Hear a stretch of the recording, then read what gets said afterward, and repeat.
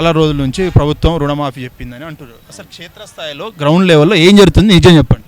అసలు ఆయన 2 లక్షల రుణమాఫీ తెచ్చుకోరే నేను ఏకకాలం చేస్తా అని చెప్పిండు. రేషన్ కార్డు ఏది చెప్పలే, ఒక ఇంట్లో ఇద్దరికి ముగ్గురు కానీ ఏది చెప్పలే. అప్పుడు మాత్రం చెప్పిండు. ఇప్పుడు మాత్రం అందరికీ రేషన్ కార్డు చెప్తున్నాడు, ఒక ఇంట్లో ఇద్దరు ముగ్గురు అంటున్నాడు.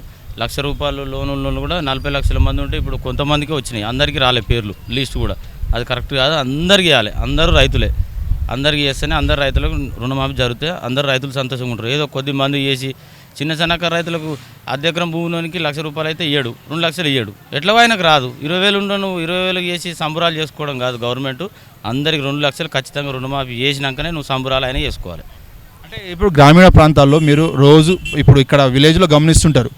అసలు నిజంగా అంటే ఇప్పుడు 10 మందిని అడిగితే మనకు తెలిసిపోతుంది. అంటే 10 మందిలో 10 మంది నాకు రుణమాఫీ ₹1,00,000 అయిందని అంటున్నారా?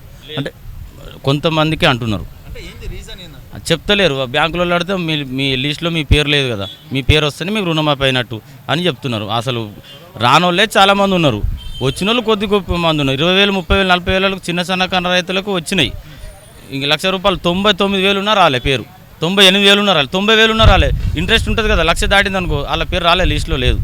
అది కరెక్ట్ కాదు. అంటే ప్రభుత్వం రాకముందు మనకు 2 లక్షలు రుణమాఫీ తెచ్చుకోండి మీకు రుణమాఫీ చేస్తాం, అంటే డబ్బులు తెచ్చుకోండి మీకు రుణమాఫీ చేస్తామని చెప్పారు. ఈరోజు ప్రభుత్వంలో వచ్చిన తర్వాత వేరే ఏదో ఒక రీజన్ తోటి మనకు ఈరోజు మాఫీ కావట్లేదు. దీన్ని మీరు ఏ విధంగా చూస్తున్నారు? పూర్తిగా ఖండిస్తున్నా. ఖచ్చితంగా ఆయన అన్న మాట మీద నిలబడి ₹2 లక్షల రుణమాఫీ ఖచ్చితంగా చేయాలి. అంతే. రేషన్ కార్డు ఒక ఇంట్లో ఇద్దరు ముగ్గురు అని ఏది పెట్టొద్దు, కట్టుబాటు లేకుండా మొత్తం చేయాలి. అందరికీ రైతులకు న్యాయం చేయాలి.